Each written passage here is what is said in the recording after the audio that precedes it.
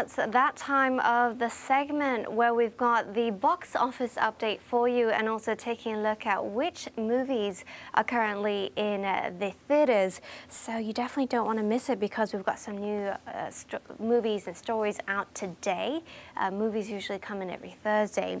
But before we get to that, let's take a look at some of the other movies that have been doing very well. We've got Wolverine. What do you think about that one? I think it was fun. Yeah. It was fun. I'm always a fan of all of the action movies. Well, apparently it pulled in about $55 million in its debut, knocking the low-budget horror flick, The Conjuring, down from the #1 spot, which is actually pretty amazing because we hear that The Conjuring is the must-go-see movie for those who like horrors and scary stuff. Ooh, okay. Now, in spite of its success, however, the superhero film still fell below the analyst projections, but they are hoping that it will push past $85 million. On the other hand, this is of course The Conjuring. That came in #2 place. We also got the animation Despicable Me 2. You love that one, don't you? Yes, I do. I think it's really cute. Well, I have yet to go see it, but I definitely want to go see it. You know what? I think you don't even need to watch Despicable Me, like the first one, to know what the second one is supposed to be about. I kind of don't think it's that necessary that you need to, because I think, you know, if you focus just, you know, all on the fun parts, especially the cute, adorable minions right there. Which was a show stealer. Yeah, that's true. It's more than enough. Okay, well, we've also got Turbo. That had about $13.3 million. I keep telling you, you have to go see it. I love it, especially the music selection. It just got me dancing in my seat the entire time. Okay. So definitely go see that one. And also we've got a new film that we haven't talked about before, and that is Fruitvale Station. That surprisingly capitulated to the top 10, rounding it with $4.7 million after landing at #17 last week. So this particular film is about the story of the last day of the life of 22-year-old Oscar Grant, who was unarmed and killed by a police officer on New Year's Day. Okay, so a bit more of a serious story for you, a bit more drama.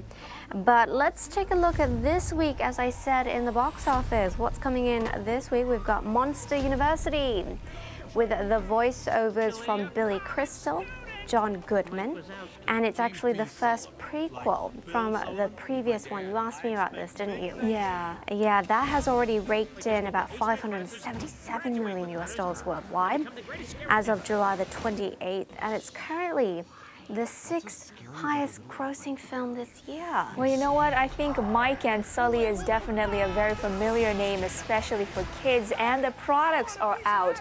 All of the dolls and everything. You can find them at Toys R Us as well. Yeah. They've got some really cool and cute gadgets for the characters, especially for the kids. But I think, if you ask me, I think this one, it would be better if you've actually watched Monsters, Inc., the first one okay. already, and then coming back to prequel, at least you know, understand a little bit more about their characters. Yeah. Okay then, and we've also got Mr. Go. This is actually the first film in South Korea to be shot entirely in 3D. And as you can guess, it's about Mr. Go, gorilla. Yes, and the movie tells the story of a gorilla becoming a baseball pro, with a Chinese-Korean girl being his mentor. So this is actually pretty cool, being that obviously it's not a real gorilla. So they've used computer graphics. It's very, very cool. It looks very real, right? It does, especially the interaction between the gorilla as well as the other actors in it as well.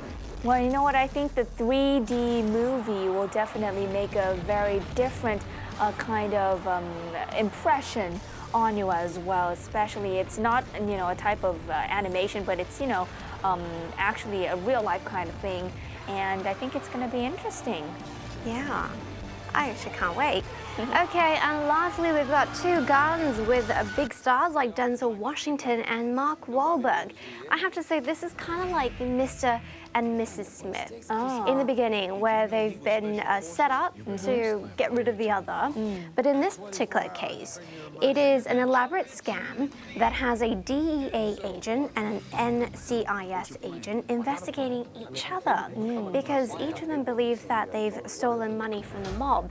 But instead, it's the CIA who set them up. So, as I say, they must work together to return the money and stay alive.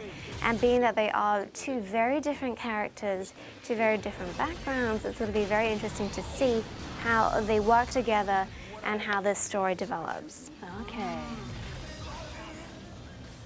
And of course, the comedy would actually add into that too. The comic relief, definitely. Yes. Okay, well, with that, it's time for us to head for a very short break now. But